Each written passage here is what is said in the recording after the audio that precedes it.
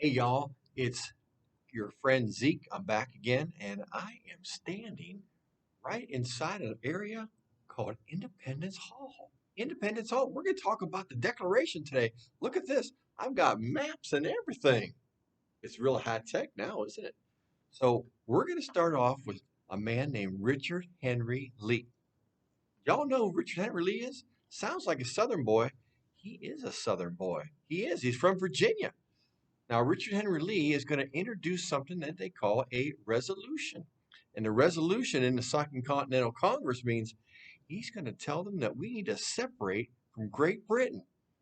You think that's a good idea? Well, I know some people that have some farms down in the Carolinas and Virginia, and they're okay with it. With what? With separating? No, not with separating. They're okay with it the way it is. They're okay with the king the way he is. Hmm. Well, there a man out there named Thomas Paine writes this little pamphlet called Common Sense, and he's saying that Britain never gave us nothing. Well, I don't know about that. He's giving us something, but I see what he's saying. They're not allowing us to trade with other countries. Oh, you didn't know that? Well, it's called the Navigation Acts, and that you have to trade only with Britain. Now, if you want to trade with France, you can trade with France, but it's got to go through Britain first, and then they're going to tax it and give it to us. Oh my, it's too much money. Nobody's got that much money. Well, let's go back to Richard Henry Lee for a second, okay? Because I don't know how much time I'm going to have here. We may have to do this in 2 or 4 or 5 parts. I'm not sure. So, Richard Henry Lee, let me read what he says to you here. He says, these united colonies are and ought right to be independent states. Independent states now. Are we talking about the United States? No, not the United States of America that you know it is and I know it as. We're talking about independent states. Could be 13 little countries. Could be. Could be. But the main thing is that they are independent and they are free of England's grasp. That's what they want.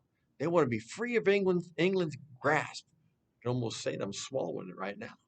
So let's see how far he's going to go with this.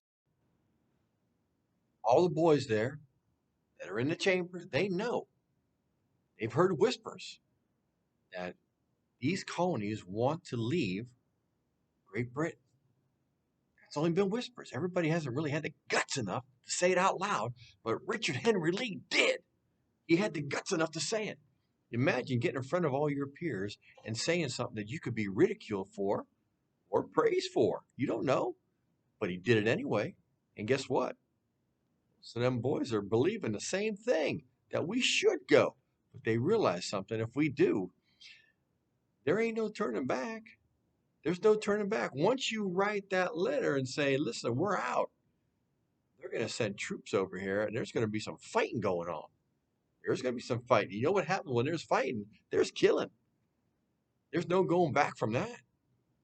And so, what are we going to do first? Well, first of all, if we decide on this, they also realize one other thing.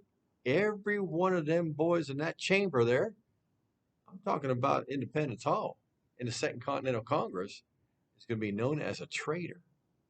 As a traitor to England, a traitor to the king. And you know what happens to traitors? They hang. They hang. That's never good for anybody, is it? Not when you're going to hang. So let's have a committee first, they say. Let's have a committee, and they're going to get 5 guys together on this committee, 5 really intelligent ones, too. First one, Thomas Jefferson. A Mr. Thomas Jefferson from Virginia. Thomas Jefferson's pretty well known for a lot of his writing and a lot of things that he's done. And he's only 33 years old. 33. A little younger than your friend Zeke here. But he's a real smart fella. Yes, he is. Thomas Jefferson is on the committee, and right behind him is Benjamin Franklin. Dr. Franklin likes to be called.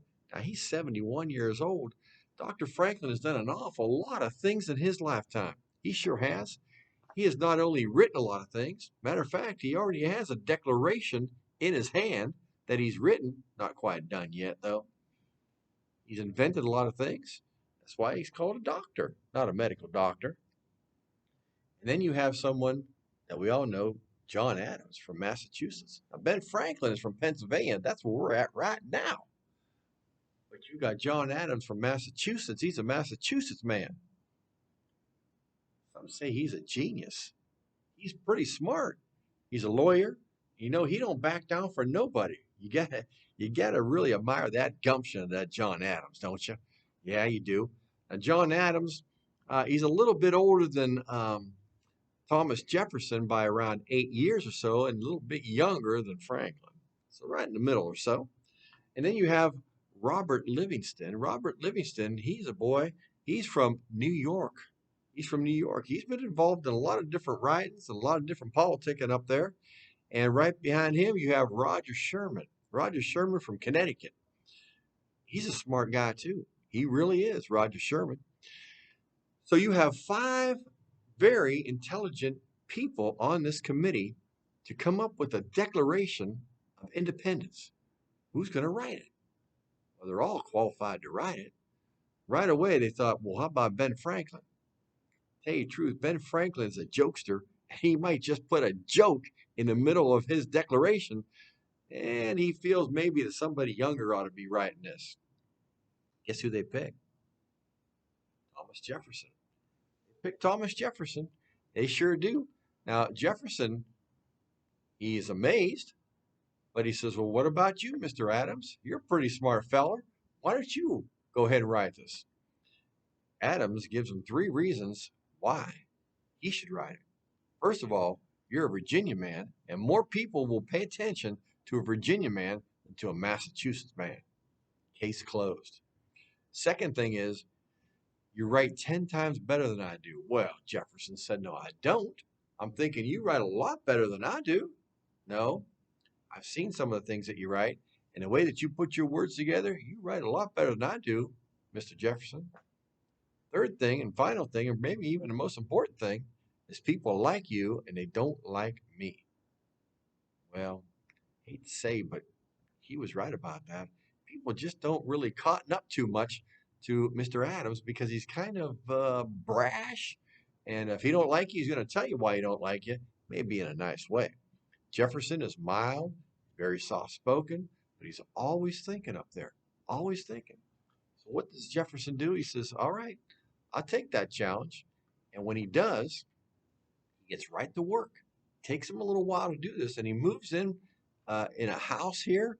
I heard with a carpenter, and the carpenter he asked him to make him a little desk, just a little desk, not a big desk, a little desk that fits right on your lap. It's like a lap desk, and it opens up, and you can write on it. So inside, it's got a little drawer. Now, Jefferson designed this, but the carpenter made it. And inside the drawer, you have an inkwell, you've got some writing instruments, and you got some paper. So you got your quills, you got your paper, you got your ink. What else do you need? And he went to writing this thing right away.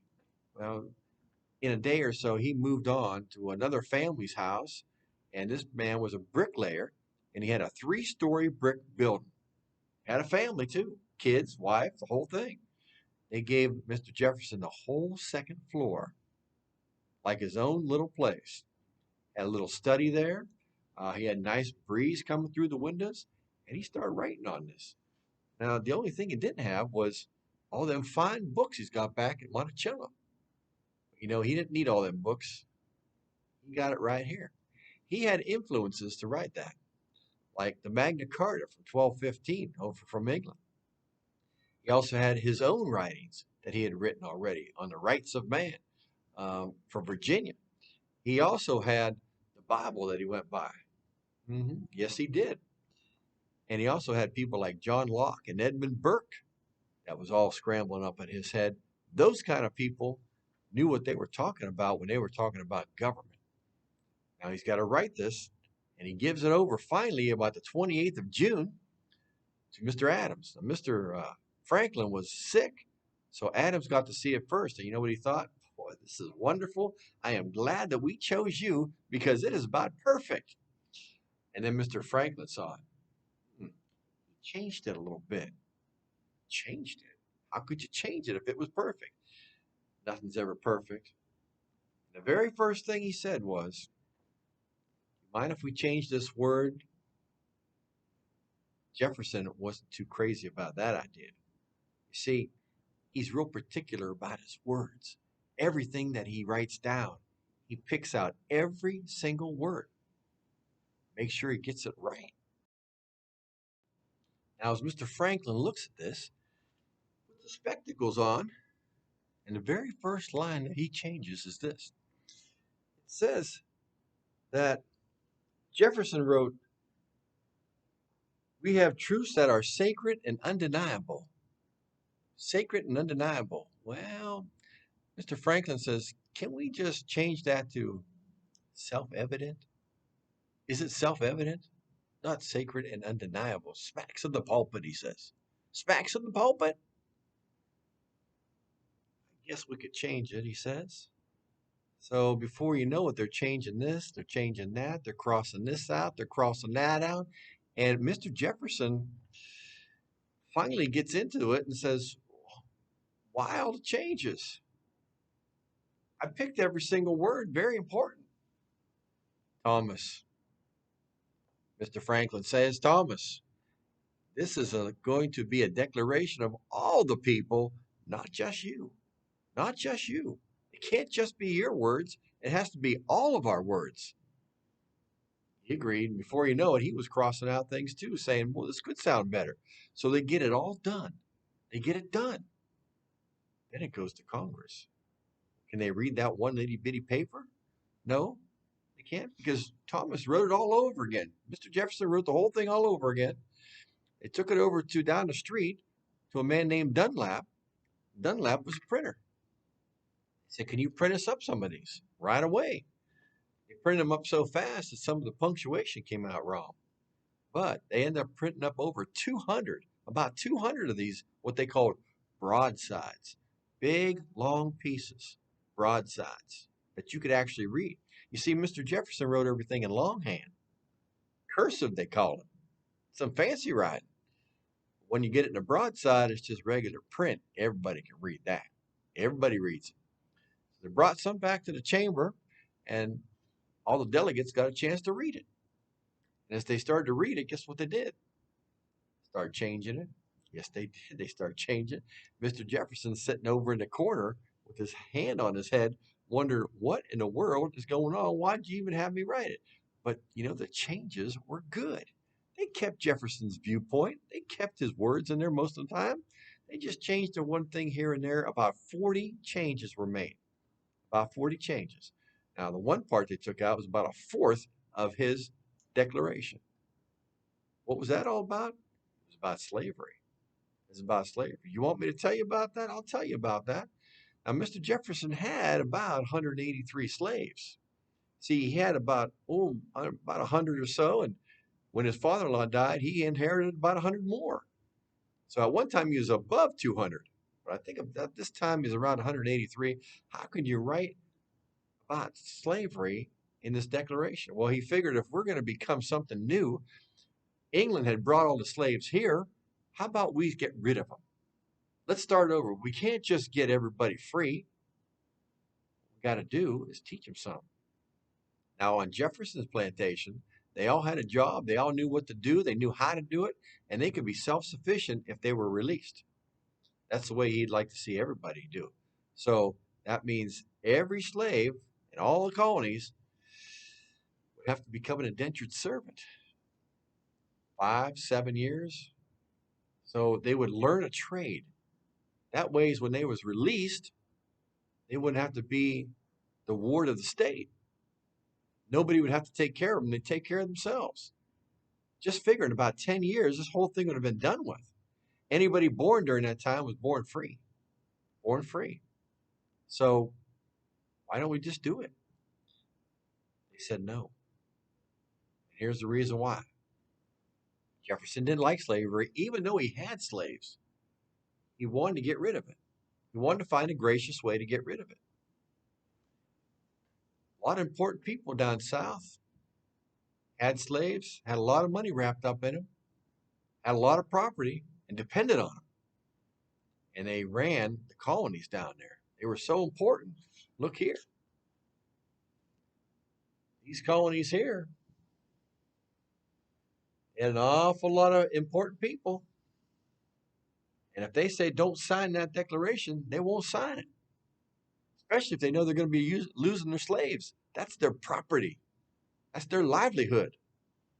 So, what about the ones people living up here? Well, they had something to do with it too. Don't think it was just the Southern people. They were buying slaves and selling slaves and making lots of money on it. And if you got rid of it, they'd lose a lot of money. So here's what they proposed. Let's just table this idea for right now. Put it off to the side. If we win this war, we'll come back and we'll revisit this and we'll deal with that. If we don't win the war, I guess it really won't matter, will it? Jefferson agreed. He agreed, so it was off the table. Now they got it done. They got that declaration done. Yes, they did. And on July 2nd, now, in the House there, in the Continental Congress, they would decide to adopt the Declaration as it is and to read it and to go over it now. They did. Took them a couple more days, go through it again. And on July 4th, 1776, does that ring a bell? July 4th, 1776, they approved it. They approved it. It means this is it. We're going for it. Wow. Well, pretty serious. Pretty serious. Because, anybody that's involved with that that signs it is going to be a traitor. The first one to sign it is the president of the Second Continental Congress, and that's old John Hancock. Now, John Hancock and Sam Adams, they've been running from the British law for a long time, ever since that Lexington and Concord. They know they were going to be hung anyway. So he signs it, and he signs it real big. He signed that name real big. You know why? He said, I want the king to be able to see my signature without his spectacles on. You want me? Come get me. That's pretty bold. That's pretty bold. I kind of like hanging out with these boys. I do. I really do. He's going for it for sure. So then they all started signing it. Not everybody got to sign it at the same time. Matter of fact, New York didn't sign it for days later. They had to discuss some things. It finally got signed, and then the broadside started going out to governors, different places in the colonies. Even old General George Washington got one, and he started reading it to the troops. This is why you're all fighting. So everybody got some. Everybody got to hear it, whether you could read or not. Most people liked the idea of it, but there were some that did not. They did not like the idea. And there were some people they call loyalists. They were still loyal to the king and to the crown. And then you had people called Tories, and Tories, whoo, I met some of them people. They are radical. They want to fight to the point of killing people that are, what you might say, revolutionaries. Those revolutionaries were called patriots. They were called patriots. How many of you out there would be a patriot? I'm going to tell you right now, I am. I'm a patriot. I stand for what's right, and we need our rights. So the word went out. The word went out. Now it's up to the people what they're going to do. So let's take a look at just a little bit of this declaration, and let's see what you have to say about it, because you're the ones that got to live in this country of ours with this declaration, right? So let's see what it says. So I got it right here, and I'm going to read it to you, if you don't mind. It's a lot easier because it's hard for me to remember all them words. First part is called the preamble. The preamble, that's like the introduction. It's like the introduction to let the king and let Parliament let the colonists all know why it would be a good time to separate.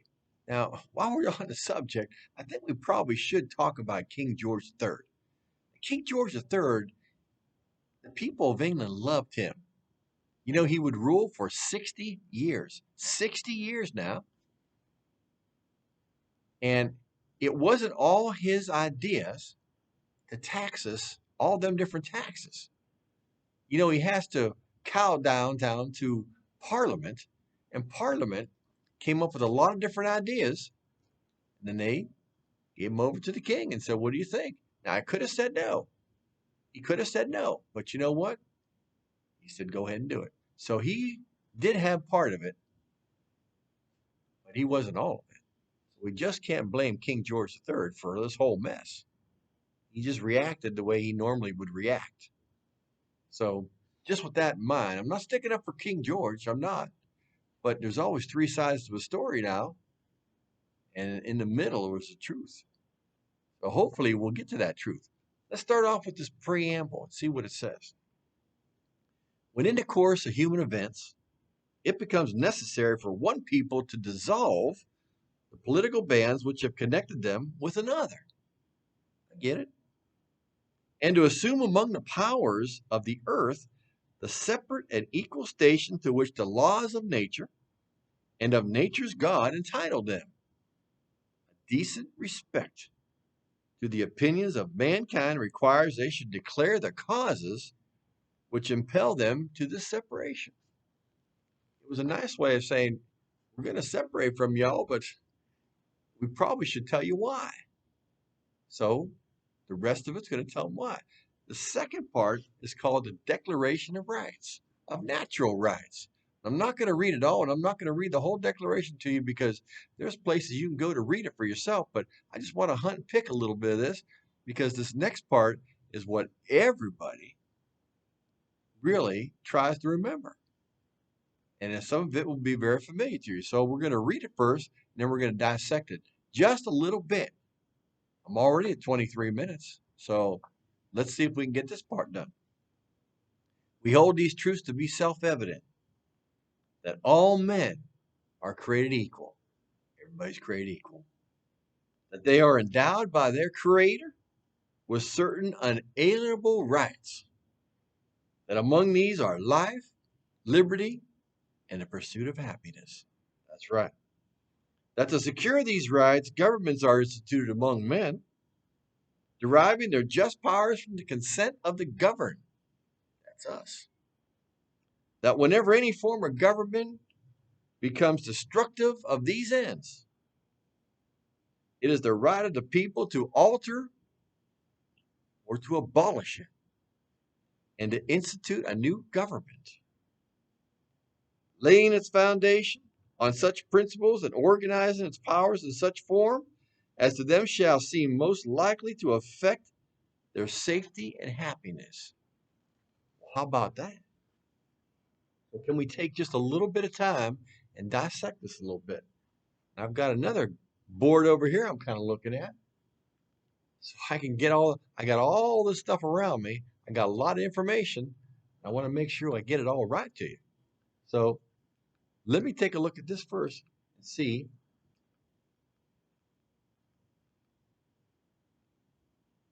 As I read it, we'll go along, okay?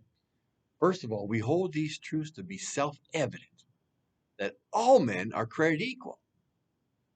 We might have to come back to that one because that's a big thing that he's saying there, that all men are created equal.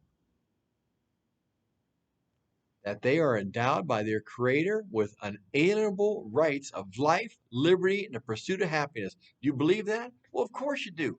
Everybody deserves to have life, freedom, happiness. God gave that to us. God gave it to us. And nobody should be able to take it away from us. Because of that, to secure these rights, we must have governments. Now, if all men were angels, we wouldn't need a government, would we? But you know, all men are not angels, even cousin Zeke here. There are people that are greedy, they want power, They want money. They want to control. There's that word, control. You've heard that before. So because of that, there has to be rules and regulations, and we have governments. We have a federal government, we have state governments, and we even have local governments, and we must follow the law. We must follow the law and follow the rules. And there's always going to be rule breakers, isn't there? There's always going to be rule breakers. But listen to the rest of this. It gets more interesting as it goes along, folks. It really does. They are deriving their power from the consent of the governed. So these governments we make are getting their power only from the people that they govern. And guess who that is? That is us. That is us. They work for us. We don't work for them. They work for us. Somewhere along the line, the wires have gotten crossed and they think that they control us. Now, not all governments are like that. And not all people are going to be like that. But there are some people in government that feel that they control us. I don't think that's what Jefferson was trying to say. What he was trying to say is that we tell them what to do. And how do we do it? By vote. We can vote. If you don't like who's in there, then next time you vote them out. Put somebody else in there. That's the only way we can do things. Well, let's go on a little bit farther because there may be a couple other ways we can do things too. Now, wherever any form of this government that is made becomes destructive to the ends, it takes away your life, liberty, and pursuit of happiness. That it is the right of the people to alter it, to abolish it, and to start a new government. Holy tomatoes. Did you hear what I just said? It is the right of the people to alter it, to abolish it. That means get rid of it, start a new government. Now, there have been many, many countries that have used this, including France themselves in 1789. Matter of fact, Confederacy used this in 1860. They didn't alter it. They didn't abolish it. They did start a new government. They just left. Is that more than just voting? A little bit. A little bit. So pretty intense there. This declaration wasn't messing around. They weren't messing around because these men that wrote this and the ones that put it all together, they knew that sooner or later everybody was going to be looking at this. And this here has gone around the world. It has gone around the world, and a lot of people have looked at it out there over a lot of years, over lots of years. So I'm already probably past my time. There's one thing I wanted to talk about, and that was equality. Equality. You believe that everybody's equal? That's what they say. But is that what Jefferson meant? Everybody equal? Well, there's a couple of different ways to look at that, and a lot of scholars have looked at it in different ways. So I'm going to kind of give you the easy Zeke way of seeing things. You got to understand that we're talking about the 18th century. And there's two ways to look at this. First of all, everybody is created equal when you're born. And Jefferson knew this. And he thought this, I suppose. I don't know. I can't get into his mind.